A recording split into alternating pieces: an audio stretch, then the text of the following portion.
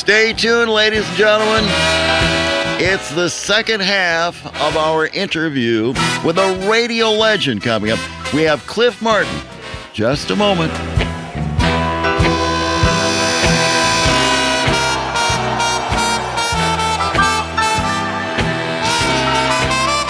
Hey, folks, here's the story about Minnie the Moocher. Yeah, there's another legend there, Cliff. Cab Calloway. Sounds like the Minnie the Moocher man. Yeah. Cab Calloway, Heidi Ho is what he always said. So welcome back into our studio. This interview is divided into two parts. We heard the first part a few days ago or about a week ago. So this is the second half of our interview with a legend. Can I call you a legend? The legend of the old man in radio. At least a living legend, more or less. Clif Martin. So You mean we can only go twice? I refuse to quit.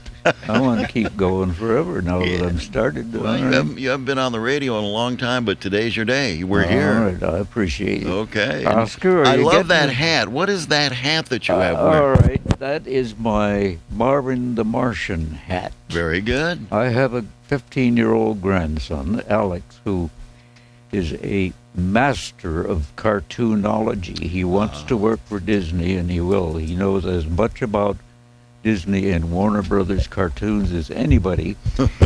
And he got me this Marvin the Martian hat. Yeah. Along with a bunch of ties. Most of my ties are cartoon related. Yeah. Now, folks, you know, this is radio, but we're also recording this on video for our Facebook page. Yeah. This is for the TV. Right. And this Marvin the Martian is because when I was in Flint as Clif Martin, I often got mail addressed to Clif Martian. Why not? So I wear this hat, which Alex grandson got me, along with a bunch of ties and hats and all kind of things. My favorite tie, can you read the inscription on there? It says, "I'm too sexy for my tie." Okay. That's my very favorite. Well, it's a pleasure having you here today, Clif. Thank you. Live interview with Clif Martin. Oh, a radio legend, been on, since 1950. You've been on different radio stations, and the one I really remember is WKBZ out of Norton Shores, the original WKBZ on Honolulu Road. Yeah. When Hal Waddell was there, Bill Stevens, and, oh boy, Marge Champagne. She was quite the gal. She did a talk show. Yes. It was on every weekday, I think at 10 o'clock, and she would sell what she would do. She would also book all the guests. I remember a lot of them were very dignified folks. There was Miss Michigan that she had on at one time. Marge Champagne, what a wonderful lady, and she was truly a lady. She lived in Spring Lake. Yep.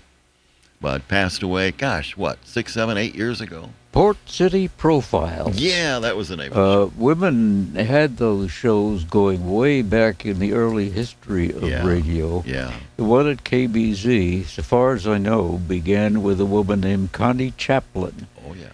I met her briefly after I came to town. Then Marge Champagne took it over, and a woman named Roxanne Kinney. Roxanne Kinney, she's still with us. She lives in Roosevelt Park now. Yep. And another one, I think, after that, and I just can't remember anymore. But that was Marge was an institution. Unfortunately, she died with severe Alzheimer's over on the other side of the state. Right. And her husband was named Adrian, I think. I believe, Adrian. He had a business called AIDS, whatever it was, ADE. Yeah.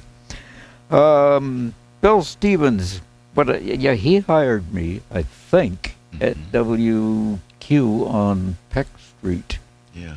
There's so much stuff going on here. Who can remember? Yeah. But I remember you from the Honolulu Road location. Oh, right across from the golf course. Yeah, the good old boys station, right across the street from the Honolulu golf course. And you were on at night with Studio 85. Yeah. That was only on AM, too, wasn't it? Oh, that was yeah, but what on is right in AM the middle of the dial, one of the Yeah. best AM frequencies, 850. Yeah. 4 towers, I think they have. It was directionalized. Yes, and, very I directional. recall the history of that years ago, back in the 50s. The government offered them a 50,000 watt license, Yes. right? But they turned it I down. They didn't remember. need it. I remember. Yeah. So, Yeah, those days, George Kravitsky would take a brush hog or whatever and just cut a path through the forest there to the Right. dog houses. You Yeah, had the to dog read houses, read the meters in yeah, there. they were the little buildings at the Yep. base of the tower with Yep. the meter Yep. in there, and you had to read it back in the day at least That's right. once or twice a week, That's- something yeah. like that. Now you don't have to do anything. Yeah, you had to compare it with the meters on the transmitter. Right. And now that Grand Valley College owns it, it's all been cut back there. You don't have to make a path to go to the dog houses anymore. And I understand it. I remember one time that they traded out a snowmobile for George Kravitsky to use so he Quite could go possible. around the towers, and he never used it. You remember that? Maybe he did once or twice. Yeah, and you remember that they had a big old diesel generator Oh, there. yes. In fact, you told me that they sold it. Yeah, they sold it on eBay about 4 or 5 years Yep. ago. And originally, it came out of a submarine. It was Army surplus or Navy surplus, whatever. But it was in a submarine, and they bought it. The station bought it and put it in the garage as a standby generator Yep. for when the power went out. Yep. And I remember very, very well. We had a terrible ice storm. It was somewhere in the mid-70s. Yep. And I got to the station at 5 o'clock in the morning, no electricity, and I went in the garage and fired up that old generator, and Yep. it worked beautifully, perfectly. So, but then And- they sold, excuse me, but then they sold it on eBay 4 or 5 years ago, and they rolled it out of the garage, and a wrecker picked it up, and away it went. I think they sold it for $350 or something Oh, like that. no. But it was a legend. It was a relic. Oh, my goodness. Yeah, that was great. If you had it in your backyard, you could power the whole neighborhood. Oh, yeah, it was as big as an airplane engine. Yeah. I would start the thing just to hear it roar Right. sometimes. I hope it's still generating electricity. Oh, I bet it someplace. is. Those things were built to last. Another time when it was used, when a squirrel climbed the power pole and fried himself and took KBZ off the air. Wow. That squirrel, what was left of it, was just a black hunk, Yeah. a charred hunk. Poor devil. Now, But- on Studio 85, what kind of music did you play? It was what at that time they called easy listening. Yeah. Yeah, elevator music, Right. so-called, which WQ also in its first incarnation happened. Sure. Then WQ originally was big, 50,000 FM watts at 104.5, and then they were bought out by Sunny FM. Oh, yes. And that spelled the end of WQ's great. Oh, they had a hot signal with that 104.5 from Holland up to halfway up to the bridge, I think. Wonderful, wonderful signal. And with WKBZ, I wasn't around then, but from what I was told, I think it was in the late 50s, early 60s. They did go FM for a while. They were AM and FM, right? But Well- it didn't work out or something, so they just took it off the air on the FM. Well, I'll tell you about that too. Oh, I got okay. more stories. If, Oh, I if I bet you don't do. know, I'll make it up. So All right. take it with a grain of Sure, salt. I hear you. Like it's your birthday. That was a made-up story. That's right. Anyway. WKBZ went FM at the time when FM was a new thing, Right. mostly classics and what later became public radio, an alternative service. And they went into it too soon. In fact, the FM stick is still on top of one of the KBZ's 4 towers. Right. So they that's didn't- over in Norton Shores off Honolulu Road. Yep. Okay. They didn't exactly dump it. They gave it. They gave the FM to the Muskegon school system. Oh. And they operated it there for the kids at the school to use it. And I know that because I came over to Muskegon in probably 53 to apply for a job at KBZ. Archie Shaw took me to lunch at Laco's downtown. And they were in the auditorium building on Apple Avenue. Yeah, if you know the building on Honolulu Road, and then you go over on Apple Avenue to see the auditorium, they both have the same look-alike. That's the right. outside That's really right. looks alike. Yeah. That became it was originally a church and became a church again later, and I don't know what it is now, but it's still known as the Apple Avenue Auditorium. Sure. At that time, it was a big studio for live bands. I Oh, know some of the yes. old timers who played in there. They had a grand piano and a Hammond organ.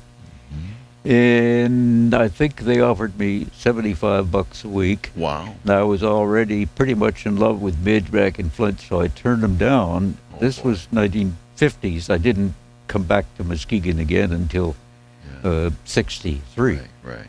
By that time, they had moved to Petaluma Road across from the golf course. But if those walls could talk, all those wonderful live performances, and probably George Kavitsky was there stringing up all the microphones Yes. and amplifiers. Now, before that, didn't it start in the Occidental Hotel for a while? I think there's some old photos floating around of WKBZ in the Occidental Hotel at the very beginning. Is that correct? Well, started in Ludington, actually. I don't remember the call letters, but it was then in the Occidental and then on Apple Avenue and then on I almost said present site, its former site on Petaluma Road. And then I think the present WKBZ is the fourth incarnation of those call letters, I think. Is that right? Wow.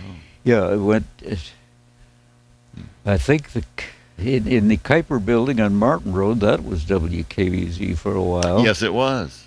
Yeah, you were there then. Yes. And then they took WMUS AM. Yep. This is recently. Right. In the past 15 years. Well, to me, that's recent.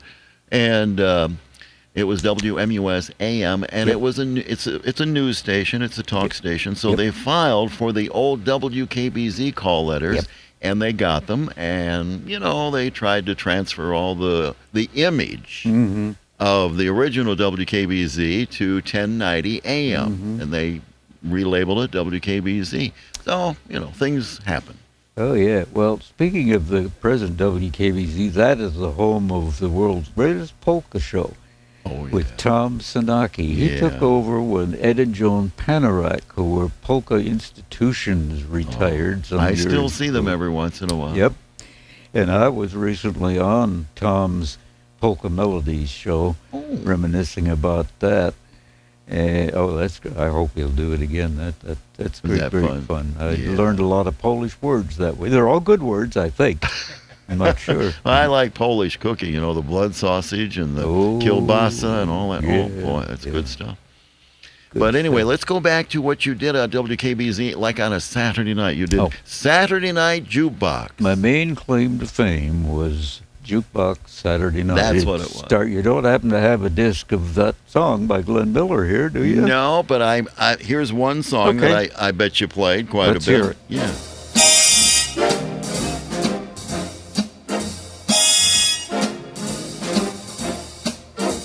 Frank Sinatra.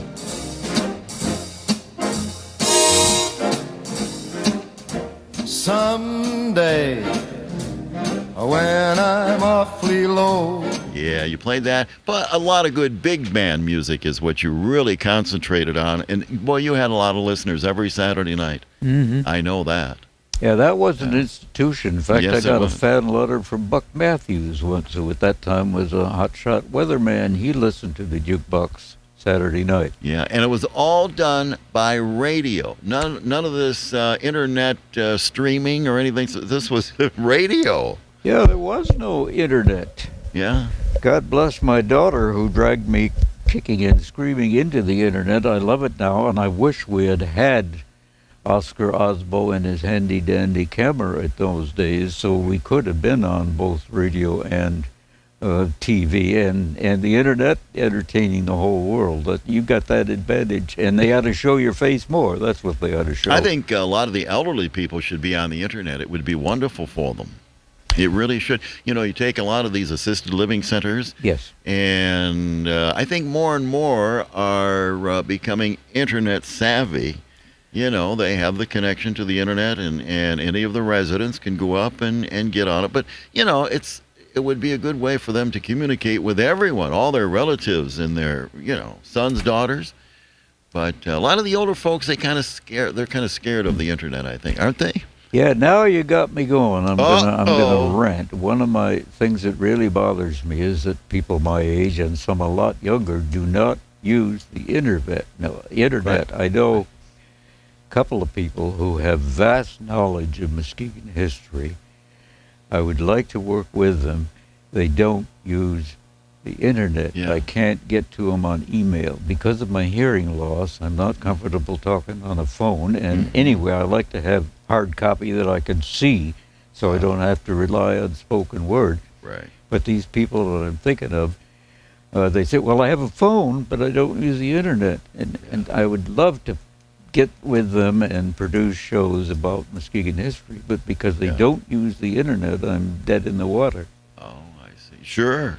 That's one of the things I blog about. I have 4 blogs. You know what a blog is, Jim? Yeah, something in the middle of the driveway or the Yes, lawn. it is. I That's don't what know. it is.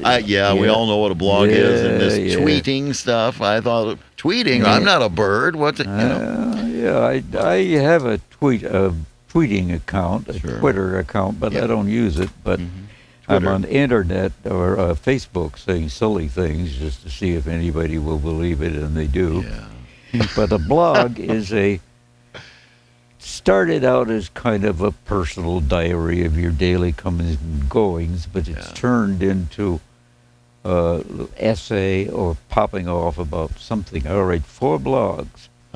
The one, Burping Canary Feathers, is about past pop culture, especially radio. Yeah. There's one called Goofy Church Stuff, which is self-explanatory. One called Introverts Are Interesting, all about being an introvert. And one called Death Happens, which is some thoughts about death and dying, inspired by the fact that my wife passed away. And at my age, I've experienced so many deaths, I think I'm qualified to talk about it. And one more, Paul's Peculiar Pronouncements. Why Paul? Because one of my many names is Paul Barber, named after a character on an old radio show, One Man's Family. Now you also are very active writing articles in the Senior Perspective. That is publication comes out once every 3 months? Nope, 2.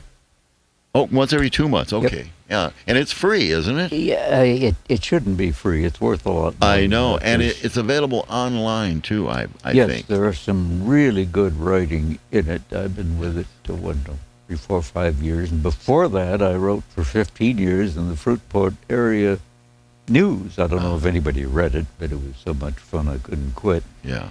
Senior Perspectives is one of the things that comes out of Tanglewood, our own world-class senior service. It center. sure is. That is the former D&W store. Yeah, they're on Seminole Road. Yeah, and they are having a big building expansion right now. That is every possible service that a senior person could need. They have experts there. Great facility, and I am so privileged to be a part of the Senior Perspectives magazine. I wish it came out every month because I never run out of stuff to say. Yeah. But it's just great. Thanks for mentioning that. Oh yeah, that's a great magazine, and I read it just about every time it comes out. And you've had some interesting articles. You had at one time a photo of your wife, deceased wife, on there, and that was very, very nice. That article that you wrote, that was a jewel.